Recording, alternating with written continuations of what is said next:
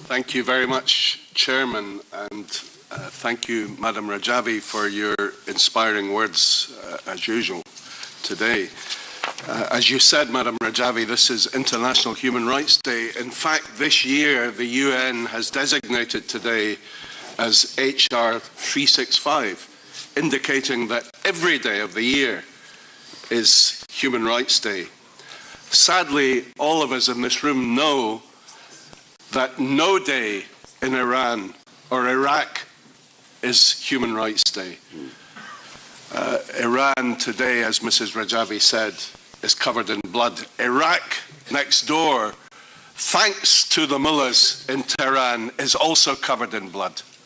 5 years ago, when I was elected as chair of the delegation for relations with Iraq in this House, I was told by many officials and by ambassadors, your job is to cement good relations between the European Parliament and Iraq, to build a good sympathetic relationship. Within a very few weeks, I exposed the fact that Nouri al-Maliki was a corrupt dictator, and I was told by many people in Brussels, you must shut up. You are rocking the boat. You will destabilize Iraq. And because Iran insisted and America and Britain backed the appointment, the re-election fraudulently of Nouri al-Maliki, you could even destabilize the nuclear talks in Tehran. But I refused to shut up. I was becoming rapidly, apart from my colleagues here in this room, rapidly we were all becoming lone voices in this respect.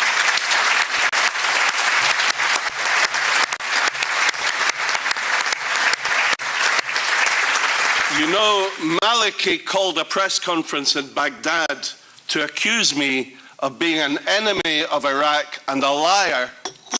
He then sent an envoy from Baghdad to my office here in the European Parliament to ask me what it would take to make me shut up. And I said, what it would take will be your resignation and your indictment for crimes against humanity.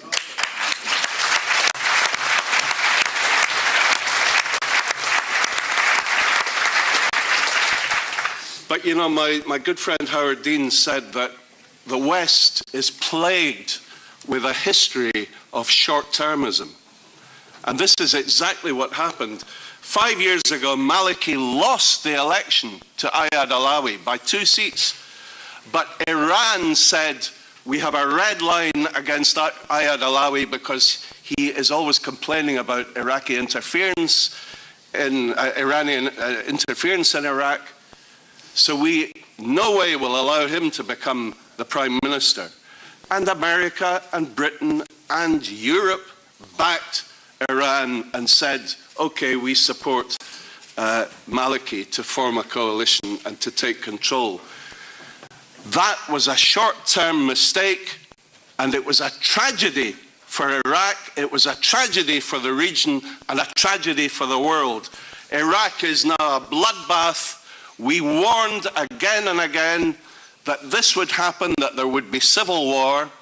Now, Haider al-Abadi, the new Prime Minister, says that there are over 1 million armed militia, Shiite militia, active in Iraq, backed, financed, and very often led by the Quds Force from Iran, waging sectarian war on the Sunni population.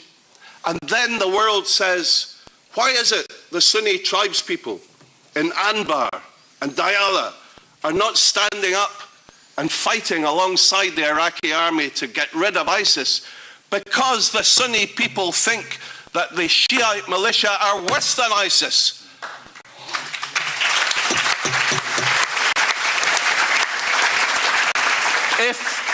If we are serious about ridding the world of ISIS, if we're serious about encouraging the Sunnis, the tribes in Iraq, to join forces with the Iraqi military, with the Peshmerga in Kurdistan, to help oust ISIS, and this is the only practical way that you can fight against ISIS, then we must rid Iraq of Iranian interference.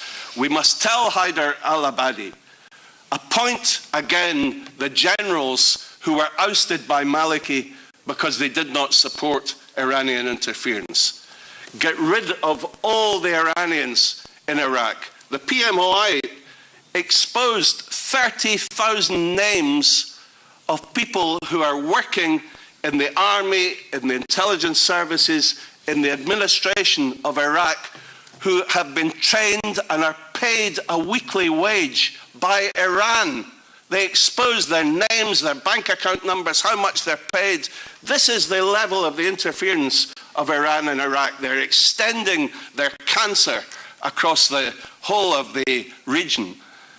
And 12 years later, since the PMI exposed the fact that they were developing nuclear weapons, we have just